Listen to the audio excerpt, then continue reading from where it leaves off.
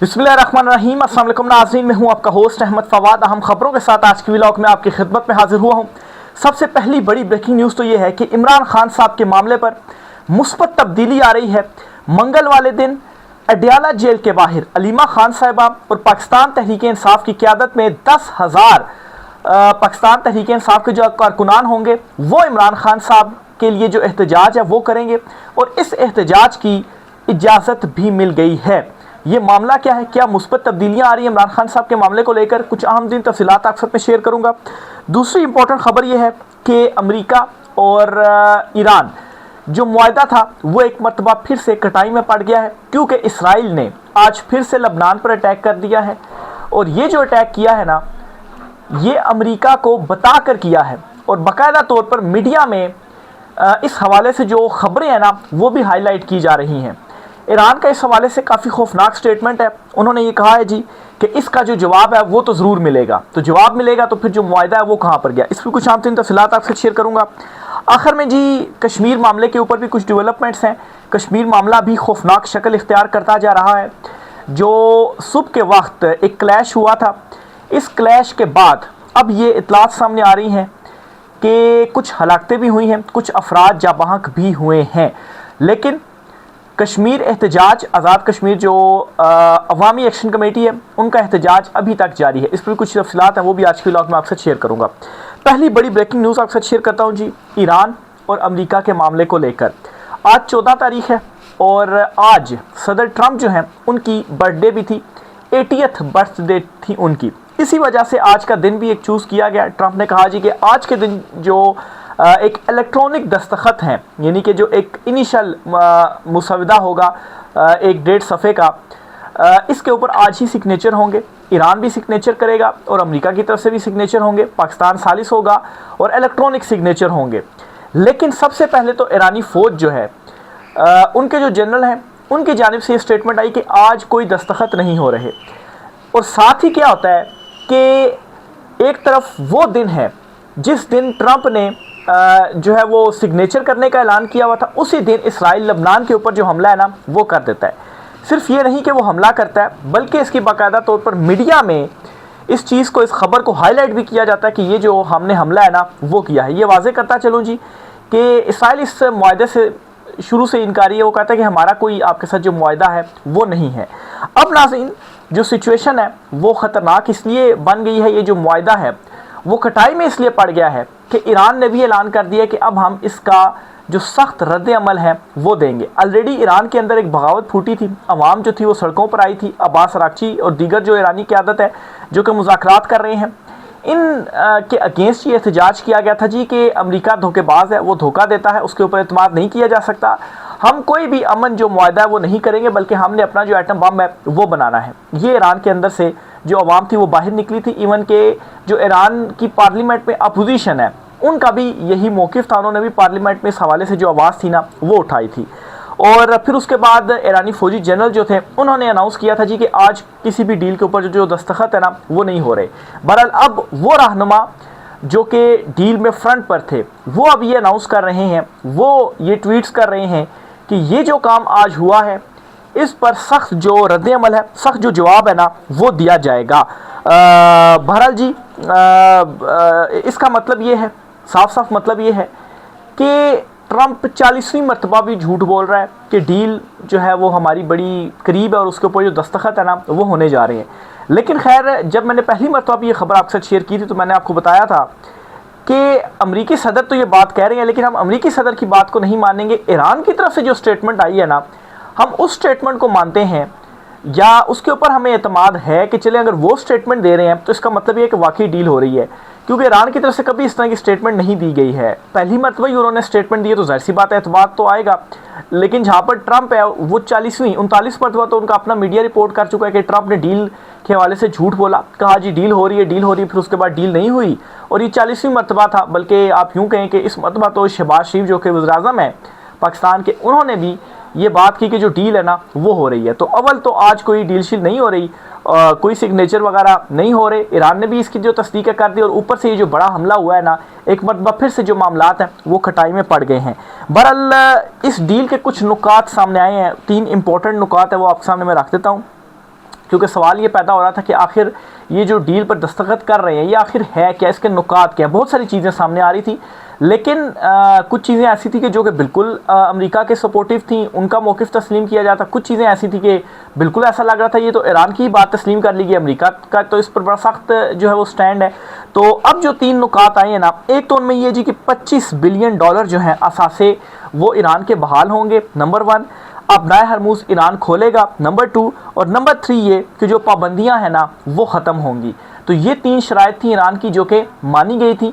और फिर जो अफज़ूदा यूरेनियम वाला मामला है उस पर भी जो अमरीकी शराइत है ना वो मानी गई थी।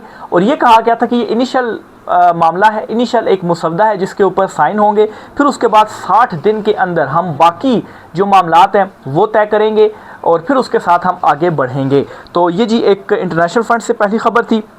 ईरान ने भी ईरान का जवाब भी आपको बताता चलो, ईरान ने ये कहा है कि जो हमले हुए हैं ना इसके ऊपर हम जवाब देंगे।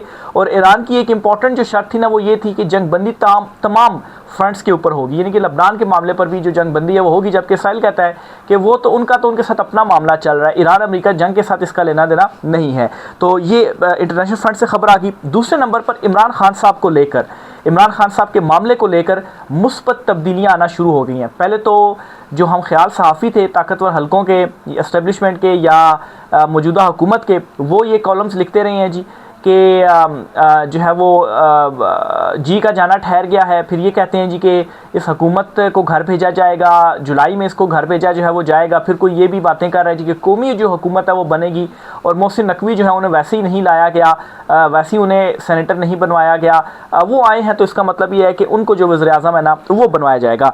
बहरहाल जी इमरान खान साहब के मामले पर जो मुस्बत तब्दीली है ना उसमें एक और बड़ी डेवलपमेंट ये आई है कि पहली मरतबा पाकिस्तान तहरीक इंसाफ को इजाज़त मिल गई है कि वो एक टाइम फ्रेम में रहते हुए अडयाला जेल के बाहर 10,000 लोगों के साथ जो एहतजाज है ना वो कर सकते हैं। ख़बर कुछ यूँ है कि अलीमा खान साहिबा ने एक ट्वीट किया और फिर उसके बाद इमरान खान साहब की जो दूसरी बहन है उन्होंने भी इसके ऊपर ट्वीट किया और उसमें जी वो लिखते हैं कि पाकिस्तान तहरीक इंसाफ ने महमूद अचकज़ई से ये कहा है कि अगर एक टाइम फ्रेम दे दिया जाए तो हम 10,000 लोगों के साथ अडयाला जेल के बाहर एहतजाज करेंगे। अब ये कौन सी पीटीआई है जो कि कंप्रोमाइज़ है, बैरिस्टर गौहर वगैरह, ठीक है। ज़ाहिर सी बात है अगर ये कोई बात कर रहे हैं और इतनी बड़ी ये कॉल दे रहे हैं तो ये यूं ही नहीं हो रहा, पीछे से इजाज़त है कि ठीक है आप कर सकते हैं लेकिन लिमिटेड टाइम हो, और वो टाइम दे भी दिया गया है।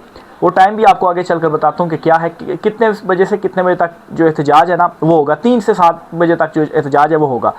तो ज़ाहिर सी बात इजाज़त दी गई है, तब भी ये पीटीआई कह रही है। महमूद अचकज़ई ने ज़राए बता रहे हैं जी कि वो भी मान गए कि ठीक है ये एहतजाज करते हैं।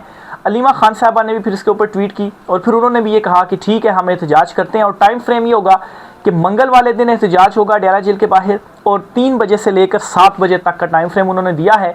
3 से 7 इसलिए कि मंगल वाले दिन 2 बजे तक गालबन होता है, मुलाकात का वक्त होता है, 2 से 5 बजे तक तो जेल का टाइम होता है। तो अगर मुलाकात नहीं होती तो 10,000 जो कारकुनान हैं वो इकट्ठे हों और अडयाला जेल के बाहर जो एहतजाज है वो हो। तो अलीमा खान साहबा ने ये जो टाइम फ्रेम है वो दिया है 3 से 7 बजे का, यानी कि 3 बजे एहतजाज शुरू होगा, 7 बजे ख़त्म हो जाएगा, फिर उसके बाद सारे घरों को जो है वो चले जाएंगे। तो ऐसा महसूस होता है कि जो टाइम फ्रेम दिया गया है ना इस बुनियाद के ऊपर जो इजाज़त है वो मिली होगी। अब नाज़रीन यहाँ से सारे जो मामलात है ना वो गड़बड़ हो रहे हैं और इस वक्त लाहौर और इस्लामाबाद दोनों जगह पर परेशानी का इस वक्त आलम है कि ये क्या हो रहा है।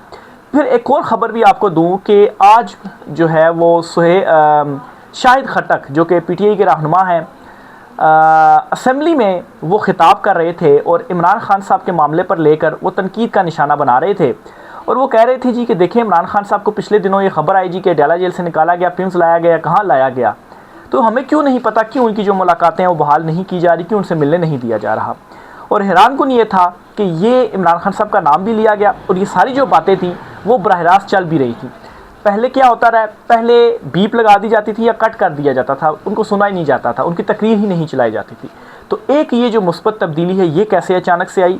और दूसरे नंबर पर इम्पॉर्टेंट ये कि अगर मंगल वाले दिन ये एहतजाज कर लेते हैं तो फिर इसका मतलब है कि ये दूसरी तब्दीली है जो कि आ रही है। तो ये तब्दीली क्यों आ रही है, वैसे ही नहीं आ रही। फिर इन सारी चीज़ों को हम डॉट कनेक्टिंग करते हैं। जो कुछ साफ़ी खबरें थे, सुहेल वड़ाइच लिख रहे हैं जी कि जी का जाना ठहर गया है, जुलाई में तब्दीली, जुलाई के बाद तब्दीली होगी।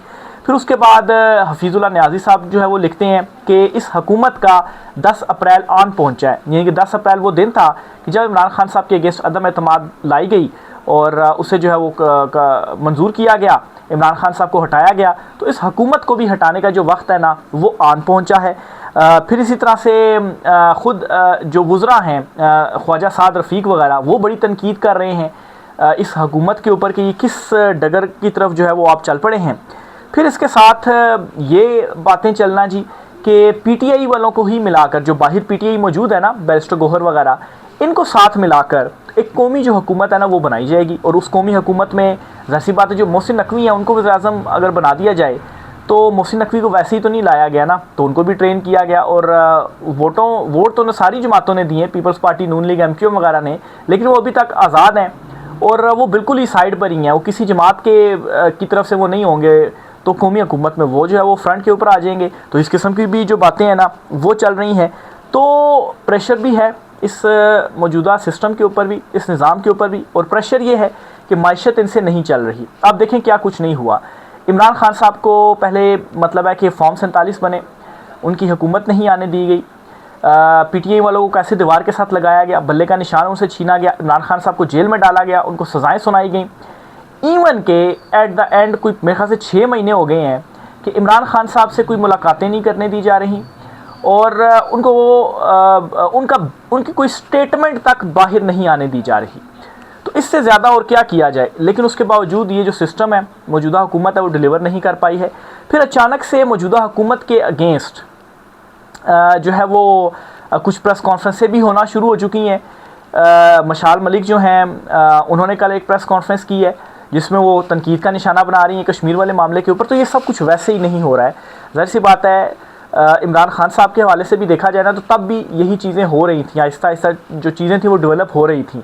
और फिर उसके बाद एकदम से अदम एतमाद और फिर वो कामयाब, और फिर उसके बाद सारी जो कहानी है वो खुली कि क्या साइफ़र वाला मामला था और क्या सारी जो चीज़ें हैं ना वो हुई। और अभी भी उसी पैटर्न के तहत कुछ जो ये डेवलपमेंट्स हैं ना वो हो रही हैं। बयानियाँ बनना शुरू हो गया है, अचानक से प्रेस कॉन्फ्रेंसेस शुरू हो गई हैं और फिर मीडिया जो है वो बात करने लग पड़ा है, जी का जाना ठहर गया है।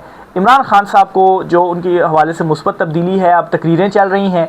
और अब जो है मेडिकल रिलीफ, उसके लिए भी अगर 10,000 बंदा पहुंच जाता है और हो सकता है कि उसी की बुनियाद के ऊपर जो रिलीफ है इमरान खान साहब को दे दिया जाए मंगल वाले दिन, इस हवाले से भी जो है वो चीज़ें क्लियर हो जाएंगी।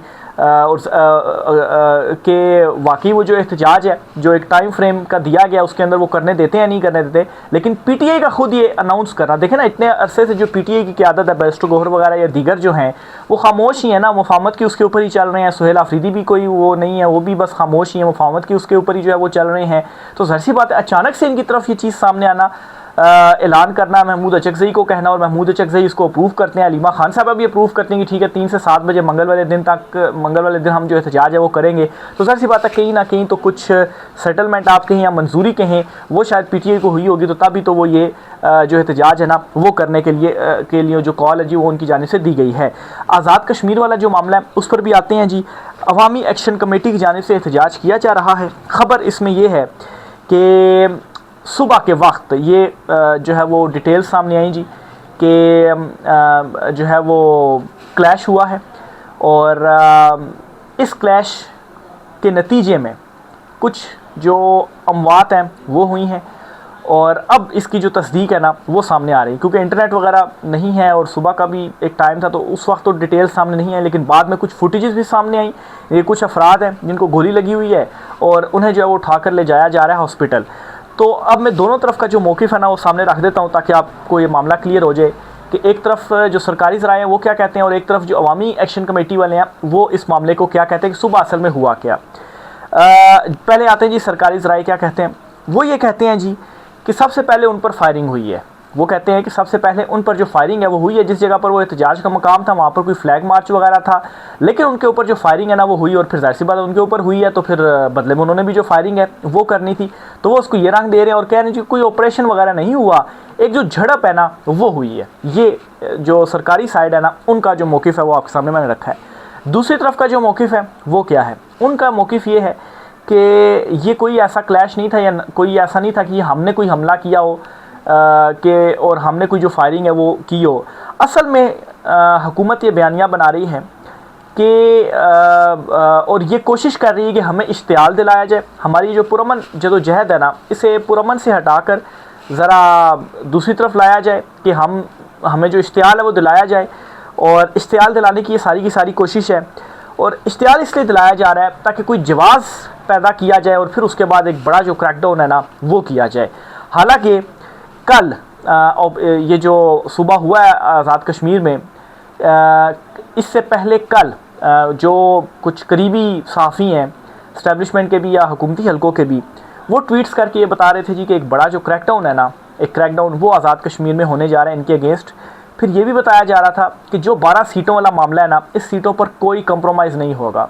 फिर कुछ स्टेटमेंट सामने आई थी, एक तो जो राठौर साहब हैं आज़ाद कश्मीर के वज़ीर-ए-आज़म, फिर आज़म नज़ीर तारड़ जो कि वज़ीर कानून हैं, और फिर डिफेंस मिनिस्टर ख्वाजा आसिफ, इन तीनों कुछ स्टेटमेंट्स आई हैं।